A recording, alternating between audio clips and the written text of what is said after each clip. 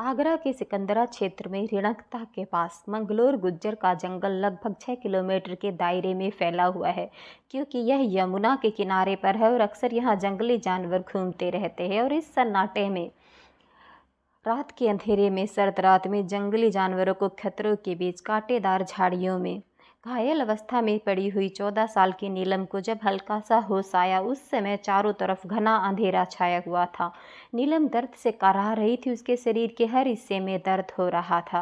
वह रात भर तड़पती रही, लेकिन उसके साथ की गई हैवानियत के बावजूद भी वह अपनी टूटी हुई सांसों को संजोए हुए थी। प्यास के कारण उसका गला सूख रहा था और उसके घाव से जिस्म पर लगे उसे खून रिस रहा था। इस हालत में भी नीलम ने हिम्मत नहीं हारी।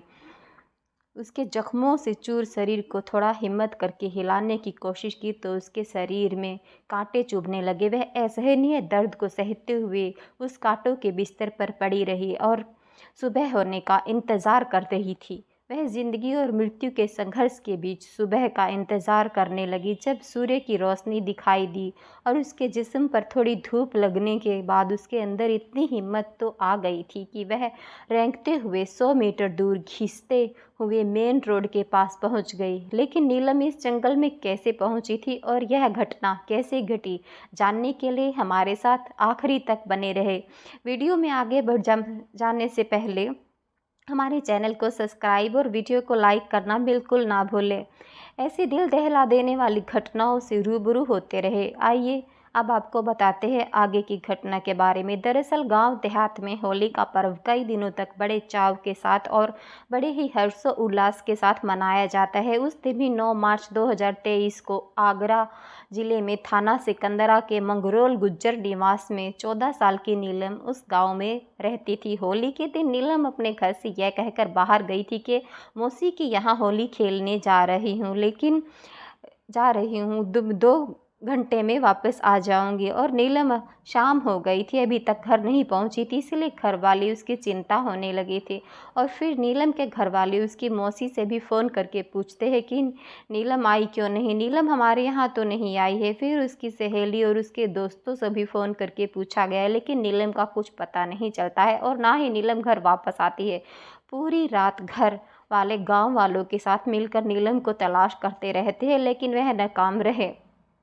नीलम का रात भर भी कुछ पता नहीं चल सका और फिर 10 मार्च की सुबह 8 बजे के आसपास गांव का ही रहने वाला सिक्योरिटी गार्ड जयप्रकाश ड्यूटी ख़त्म करके अपने घर जा रहा था और उसके घर जाने का रास्ता मंगरोल के जंगल से होकर निकलता था। जब सिक्योरिटी गार्ड रास्ते में जाते हुए नीलम को दिखाई दिया तो नीलम उस गार्ड को हाथ के इशारे से अपने पास बुलाती है। लेकिन जब सिक्योरिटी गार्ड उसके पास पहुंचता है तो नीलम को देखकर उस गार्ड का कलेजा मुंह को आ गया, क्योंकि नीलम ऐसी हालत में थी कि उसके कपड़े भी फटे हुए थे और उसके जिस्म के जख्मों से खून रिस रहा था, जो उस गार्ड ने अपना गमछा उतारकर नीलम के ऊपर डाल दिया।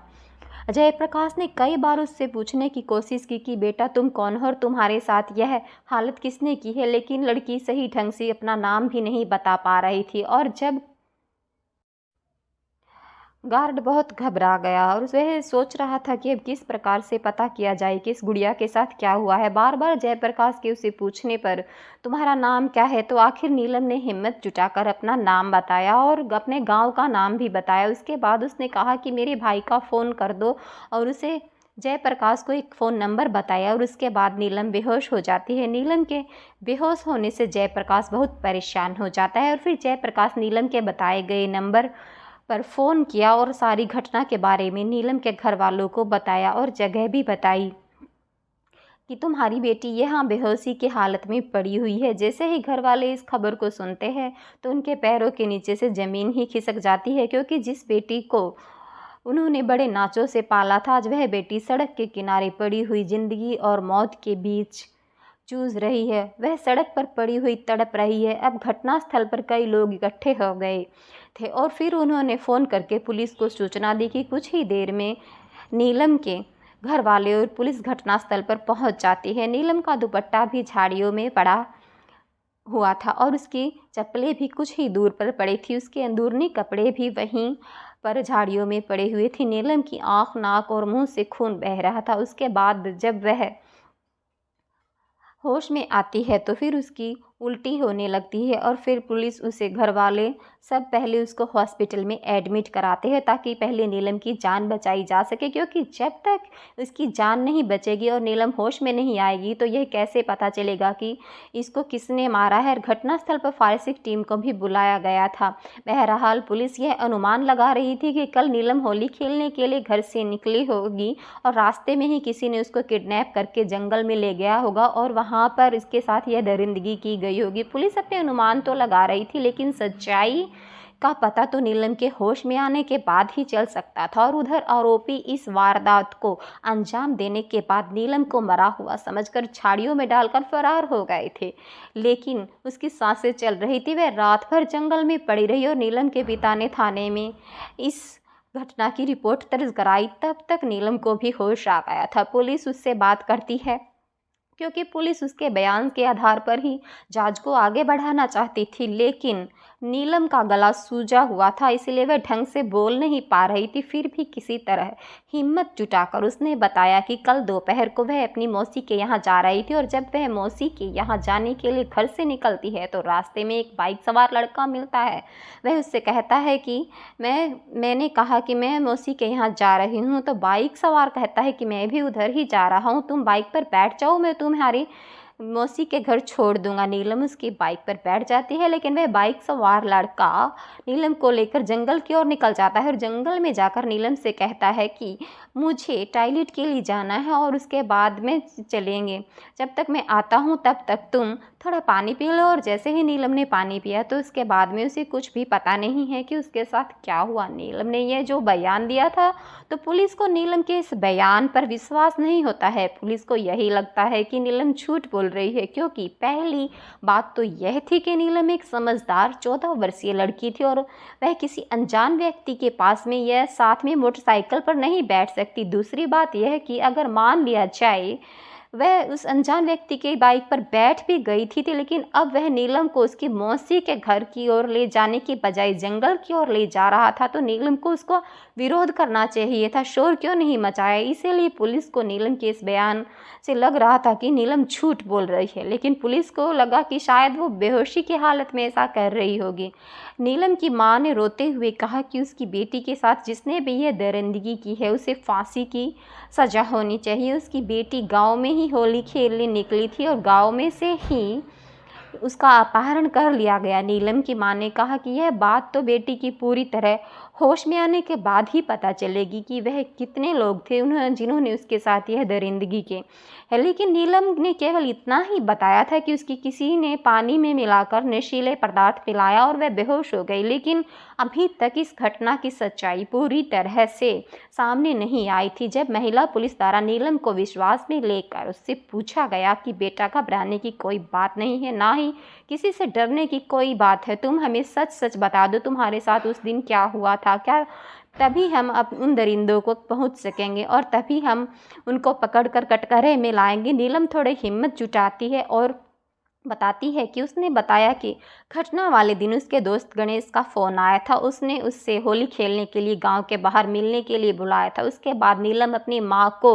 यह कहकर कि वह मौसी के घर होली खेलने जा रही है, घर वालों से झूठ बोलकर वह गणेश से मिलने गांव के बाहर चली जाती है। फिर गणेश ने नीलम से कहा कि यहाँ तो बहुत भी भीड़ है, चलो हम रौनकता चलते हैं और हम वहाँ जाकर होली खेलेंगे। इसके बाद नीलम गणेश के साथ बाइक पर बैठ जाती है। गणेश ने रौनकता में ले जाकर उसे मिठाई खिलाई, फिर उसके साथ बाइक उठाई और जंगल की तरफ निकल गया। और नीलम के इस बयान से आयुक्त डॉक्टर प्रीति सिंह ने इसका सिकंदरा पुलिस स्टेशन से कई टीमों को गठित किया, घटना के खुलासे की जांच के लिए लगा दिया, क्योंकि नीलम से दुष्कर्म और हत्या का प्रयास की घटना बड़ी थी। लेकिन जांच में पता चला कि नीलम की मां के फ़ोन से एक फ़ोन नंबर पर अधिकतर बातें होती रहती है और मां के इस फ़ोन में बारे में बिल्कुल भी नहीं पता है। नीलम उनके फ़ोन को यूज़ करती है और किसी से लंबे समय तक बातें करती है।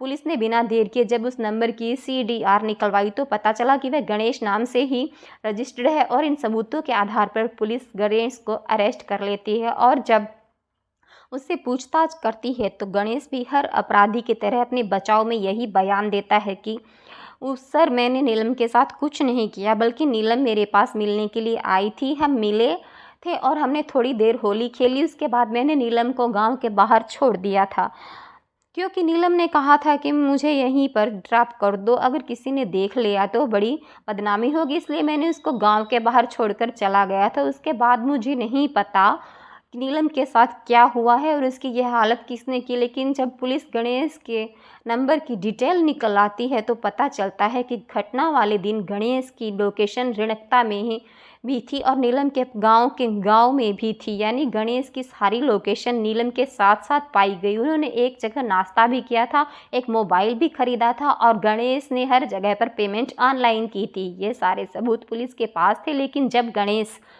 ने पुलिस के सवालों का जवाब ठीक से नहीं दे रहा था, लेकिन जब पुलिस ने कड़ाई से पूछताछ की और जब पुलिस ने ये सारे सबूत गणेश के सामने रखे तो गणेश पूरी तरह से टूट जाता है और सारी सच्चाई बताता है कि किस तरह उसने सारी घटना को अंजाम दिया और नीलम के साथ जो भी दरिंदगी की गई। जब उस घटना की सच्चाई सामने आई तो वह बड़े ही चौंक गए। चौंकाने वाली थी, बड़ी हैरान करने वाली थी। दरअसल गणेश नीलम के गांव मंगरोल गुज्जर में अपनी बहन की रिश्तेदारी में आया जाया करता था। नीलम से 6 महीने पहले से ही उसकी दोस्ती हुई थी और फिर यह दोस्ती धीरे धीरे प्यार में बदल गई। वक्त ऐसा बीतता रहा है और इसका प्यार बढ़ता गया। जब भी वह इस गांव में आता था तो नीलम से जरूर मिलता था, लेकिन गणेश नीलम से जो चाहता था उसको उससे मौका नहीं मिलता था, क्योंकि गणेश जयपुर में रहता था, एक सैलून में चलाता था।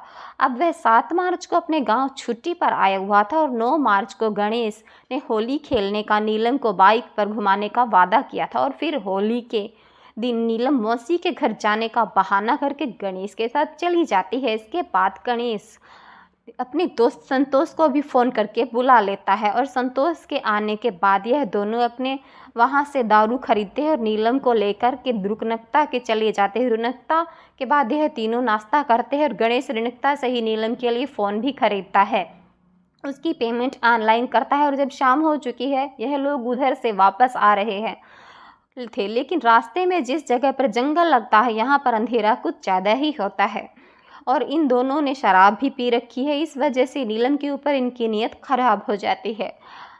फिर गणेश और संतोष नीलम से मनमानी करने के लिए कहते हैं तो नीलम इनको ऐसा करने से मना कर देती है कि मैं ऐसा कभी भी नहीं करूँगी। नीलम गणेश से कहती है कि शाम हो गई है और रात भी होने वाली है, मुझे जल्दी अपने घर पहुँचना है, लेकिन गणेश बार बार नीलम से संबंध बनाने के लिए कहता है और नीलम उसका बार बार मना करती रहती है। जब गणेश और संतोष देखते हैं कि नीलम किसी भी तरह से उनकी बात नहीं मानेगी, फिर वह दोनों नीलम को ज़बरदस्ती जंगल में उठाकर ले जाते हैं और फिर दोनों उसके साथ बारी बारी से रेप करते हैं और इस दरिंदगी के बाद में उन्हें लगता है कि अब नीलम अपने घर जाकर के इसके सारी घटना के बारे में बताएगी और हम बुरी तरह से फंस जाएंगी। इस वजह से फिर उन्होंने फैसला किया कि अब नीलम को जिंदा छोड़ना सही नहीं। उसके बाद उन्होंने नीलम के साथ जो बर्बरता की, उसके साथ चुप दरिंदगी, उसके सुनकर आपको भी बहुत गुस्सा आएगा। गणेश और संतोष उसका रेप करने के बाद उसके दुपट्टे से उसका गला घोंट दिया और वहाँ पर खड़े पेड़ से उसके सर को कई बार पेड़ से टकराया। इसके बाद उन्होंने उसके प्राइवेट पार्ट में शराब की बोतल डालने की भी कोशिश की थी। यहीं पर ही उन्होंने बस नहीं किया, पास में ही पड़ी एक ईंट से उसके मुंह और उसके शरीर पर कई वार किए। अब भी उन्हें लगा कि शायद नीलम जिंदा है तो वह अपनी संतुष्टि के लिए एक बार फिर उसका गला घोंटते हैं। उसके चेहरे पर भी उन्होंने इतने वार किए थे कि जिससे मुंह से, नाक से और जिस्म से खून बहने लगा। अब उनको पूरा विश्वास हो चुका था कि नीलम मर चुकी है, तो फिर उन्होंने उठाकर कांटेदार झाड़ियों में फेंक देते हैं और वहाँ से भाग जाते हैं, क्योंकि अब उनको पूरा यकीन हो गया था कि नीलम अब मर चुकी है। लेकिन अब सुबह तो उनको पता चला कि नीलम जिंदा है, तो उनके पैरों के नीचे से ज़मीन खिसकने लगती है। अब वह दोनों कहीं दूर भागने की तैयारी कर रहे थे, लेकिन उनके फरार होने से पहले ही पुलिस ने उन्हें अरेस्ट कर लिया था और उन दोनों के दिए गए इस पूरे बयान के आधार पर पुलिस चार्जशीट बनाती है और उनको अदालत में पेश करती है, जिसके बाद दोनों आरोपियों को जेल भेज दिया जाता है। और फिर 4 जुलाई को पॉक्सो कोर्ट के जज परमेंद्र कुमार ने इस घटना के दोषी दोनों अभियुक्तों को यानी गणेश और नीलम के गवाहों के बयान के आधार पर आजीवन कारावास यानी उम्र कैद और जुर्माने की सज़ा सुनाती है।